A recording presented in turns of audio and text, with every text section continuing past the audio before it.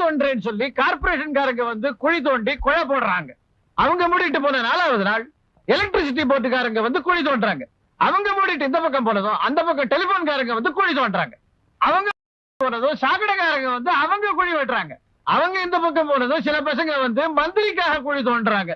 ஏன்டா இந்த மாதிரி குழி தோன்றீங்கன்னு கேட்டா மந்திரி வர போறாரு, செடி நட போறாரு, கொடி நட போறாருன்றாங்க. இவங்க குழி தோண்டியே பழகி போயிட்டானுங்க. ஒரு நாள் இல்லைன்னா ஒரு நாள் ஜனநாயகத்தையே இவங்க தோண்டின குழியில புதைச்சிட போறாங்களே பயமா இருக்குது. இதுதான் இந்த வாரம் நான் எழுத போற தலையங்க. 30 வருஷமா இது என் கழுத்துல தொங்குது. அடிக்கடி இப்படி பேசி பேசி ஏதுக்கு சோதனை வருது? வரும் வரும். போன வாரம் ஆஞ்சநேய உபாசகர் இல்ல மயிலாப்பூர்ல அவர்கிட்ட உங்க ஜாதகத்தை காமிச்சு சொன்னாரு.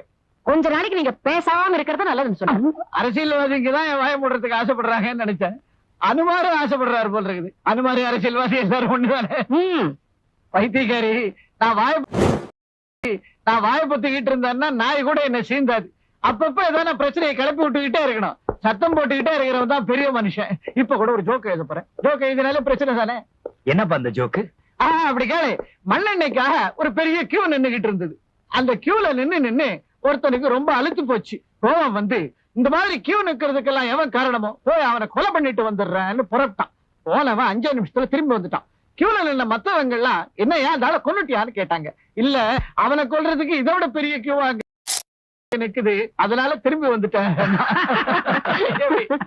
நல்லா இருக்கு. நான் நல்லா இருந்தேன் என்ன பிரயோஜனம்? நானும் இந்த மாதிரி எவ்வளவோ ஜோக்கு எழுதுறேன். இருந்தாலும் எங்க பத்திரிகைக்கு வரதை விட உனக்கு தான் அதிகமா காதல் கடிதங்களே வருது. அப்படியா தம்பி? இந்தா எல்லா லெட்டர்ஸையும் படிச்சுட்டேன். பரவாயில்ல, இந்த காலத்து பொண்ணுங்க நல்லாவே லவ் லெட்டர்ஸ் எழுதுறாங்க. என்னதான் இருந்தாலும் லக்ஷ்மி எனக்கு லவ் லெட்டர்ஸ் மாதிரி இதெல்லாம் வரவே வராது.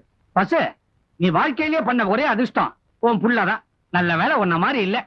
சித்தப்பா, என்னப்பா? எல்லாரும் ஜால்ரா தான் அடிப்பாங்க, நீங்க தவளையே அடிக்கிறீங்களே.